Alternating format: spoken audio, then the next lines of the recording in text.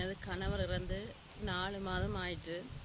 அவர் தான் அந்த கிளிநொச்சி சந்தையிலே முதல் அப்பிள் கடை வச்சிருந்தவே அவர் தான். அவர் அப்பிள் ராஜாண்டா தான் எல்லாருக்கும் அவரை தெரியும். அவர் இறந்து 4 மாதம். நாங்கள் மிகவும் கஷ்டமான சூழ்நிலையில் தான் வாழ்ந்து கொண்டு வந்தோம். அப்படி இருந்தது வியாபாரத்தை நான் செய்யணும், என்ற பிள்ளைகளை வளர்க்கணுமன்றதுக்காக இந்த வர்த்தக சங்கம் எனக்கு உதவி செய்தது. இந்த கடையை திரும்ப போடுறதுக்கு இப்படி போட்டு உழைச்சி கொண்டு வரும்போது தான் திடீரென்று இந்த கடை எரிந்தது.